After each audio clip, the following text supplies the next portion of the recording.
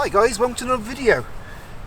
Now today, it's been exactly 2 months since I took delivery of my Panasonic S5. The original one, not the Mark II, so it's the Mark 1.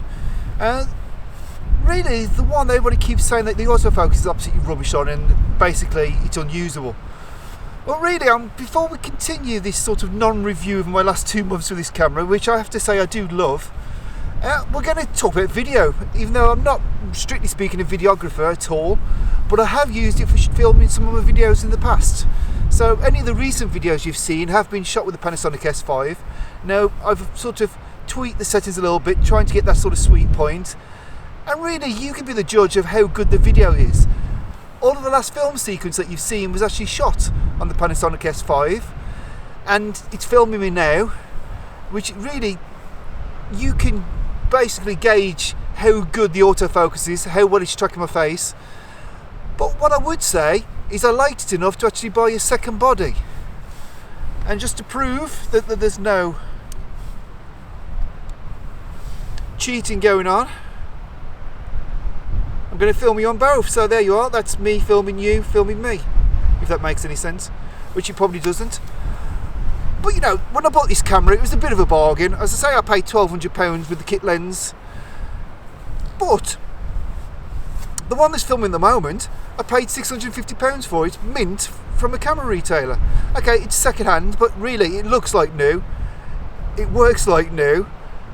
And that means I've now got 2 identical bodies. So where does that leave the Sony? Well, the Sony's gone. That's where it leaves it.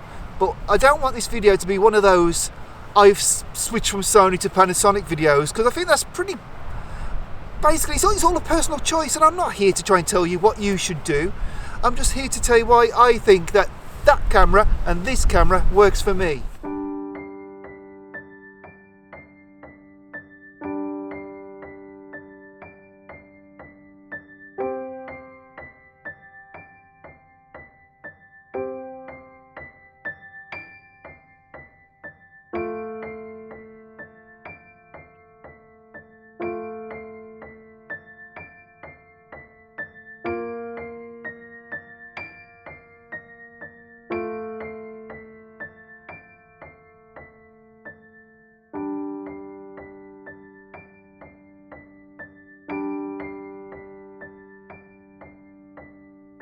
As you will have seen from that small selection of photos, I've used this camera now in a variety of different scenarios, and I've got to say I'm just loving the quality of the images that come from it.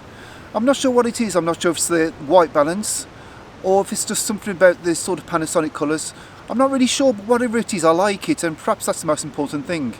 I also really enjoy having the different aspect ratios. Okay, all cameras have different aspect ratios nowadays, so really you could argue that's a bit of a moot point, but it has 25:64. The old X-Pan format, and you know, and for me, being an old X-Pan user, really so nice to be able to sort of compose again in camera. And I think I've said it before, but the whole reason I purchased a Fujifilm GFX medium format camera a few years ago was to get 25:64. But you know, that was a big camera to lug around just to be able to do the odd occasional crop panoramic. So to have the convenience of being able to shoot it in camera in a smaller body, and I'm finding now if I couple that along with the super res mode in Lightroom, I can up the size of the files, and really I'm getting beautifully sharp large files, which is perfect for use for my image library and for clients. So really it's a bit of a win-win. But keeping on the subject of size, whilst it's a wonderfully small compact camera considering its full frame, and if you fit the 26mm lens on it, it's a nice small compact unit which is great for hiking. I did find that the 26mm lens wasn't really suitable for any of my paid sort of commercial work. It's not that it's not sharp enough, it's just the fact that it's a little bit slow, you know, not being a constant zoom. Whilst it's okay at the 20mm end, really as soon as you get to the 60mm lens, and I think it goes to about 5.6, something like that, it's just getting a little bit slow. And you know, sometimes you just need a bit more reach. So I ended up buying the 24-105 f4, which is a beautiful lens, but as you can see it has increased the size quite drastically. However, it's nice and sharp, and I used to own the 24-105 on the Sony, so that's the reason why really this was going to be the first lens I was going to buy for it. And compared to that lens, I much prefer this one. You know, I find this lens is just a bit sharper and just a little bit nicer to use. So really this is good. I'm really happy with this. I'm really happy with this combination. But the weight's now suddenly increased. So all of a sudden that small compact camera you had for walking around is not quite so small. But if we keep in mind we've got the focal length of 24 to 105, which means we've got a nice wide angle to a sort of basically a short telephoto, it makes a great all-rounder. And really if I was going hiking anyway, it wouldn't be too much of a hardship to have to throw that in my bag. And of course I'm still keeping the 20-6mm lens because it's great for walking around with the family, and it's also great for doing videos like this.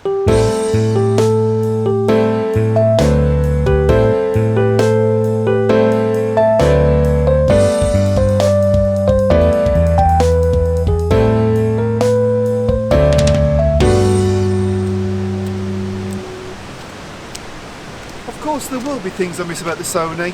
I'll miss that insanely good autofocus, which was like spookily sticky.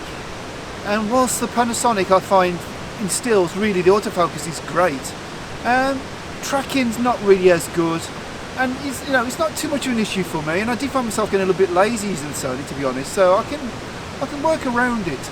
But for video, I think yeah, definitely the Sony's got the edge. The battery life on the Sony is also far better. And it's not that the Panasonic's actually bad, it's just the fact that the Sony battery life is just so incredibly good. But I can get by with a one battery for pretty much a whole day's shooting if I'm doing landscapes. And I've got myself 3 batteries now. I think that'll do me fine if I'm doing any sort of job. So really it's not the end of the world. It's not like the old Fuji days when I used to have to carry like 5 or 6 batteries. So yeah, it's all good. Perhaps one thing not quite so good about the Panasonic is the fact that when you're reviewing your images it can be a little bit laggy. So if you want to take a shot and you want to review it straight away, there's a definite delay, and that is a touch frustrating. But you know what, no camera system's perfect, and I think sometimes you just have to work out what you can live with and what you can't live without. But as I say, some things you lose and some things you gain. Maybe I've got a slightly laggier camera now when it comes to reviewing images, but I gain this high res mode, which is amazing, and I love it. I love the high res mode. The quality is brilliant, and what I really like using it for is actually to use it to do long exposures, because what you can do, you can set it to sort of like an 1/8 of a second and then put it into high res mode. It will take its 8 shots, and then what you sort of do, you're mimicking a sort of long exposure like if you fixed it sort of like a 6x filter roughly. And that's brilliant. I really like that. And as I say, I really like the crop modes. I'm going to keep coming back to the crop modes because I do really like them. And I love the image quality. But, is this camera for you? I don't know. But as I said in my last video about the Panasonic S5, I do think it's probably the best bang for buck landscape photography camera you can buy at the moment. If you're buying the Mark 1, because there's some really good deals around. And for the money you're paying, you're getting an absolutely incredible camera. And the lenses, whilst not the cheapest and perhaps doesn't have the largest selection, are staggeringly sharp and really, really good. And again, that's another win-win, because a camera system is more than the camera. The camera's the thing that just basically records your image, and it's the things around it that also make a big difference, like lenses.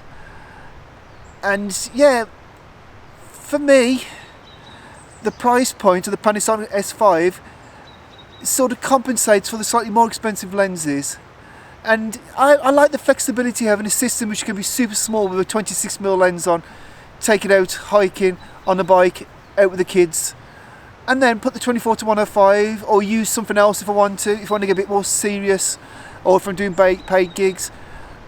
Really, it's a damn good all-rounder, and that's, for me, I think it's one of the most content I've been with a camera system for years. So yeah, I'm pleased to say that the Panasonic is ticking all the boxes. It might not tick them all for you, but it ticks them all for me. And yeah, 2 months in, all I own now are basically Panasonic cameras. Will I get the S5 Mark II? Probably. Will I get it straight away? No. I'll just continue with these. I'll get myself some more lenses. And above all, I'll take photos, because this camera's making me want to go out and take photos.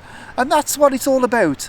and I'm enjoying using it, and I'm enjoying the results. I'm no longer having the scenarios where I go out and enjoy taking photos, come back, put them into Lightroom, and have that sort of instant disappointment. And that's what I had with Sony, and it was like so frustrating. That's gone. I pretty much enjoy the actual post-processing side as much as I enjoy taking the photos. Brilliant. So yeah, I love my Panasonic S5. I've enjoyed the first 2 months, and I'm looking forward to the next 2 months and the next 12 months and onwards. Anyway guys, I hope you enjoyed this video. I hope you've got something from it. As I say, I'm not trying to sit here and tell you that you should sell your Sonys and switch to Panasonic. It's not that sort of video. I just want to share a little bit of love with you, really.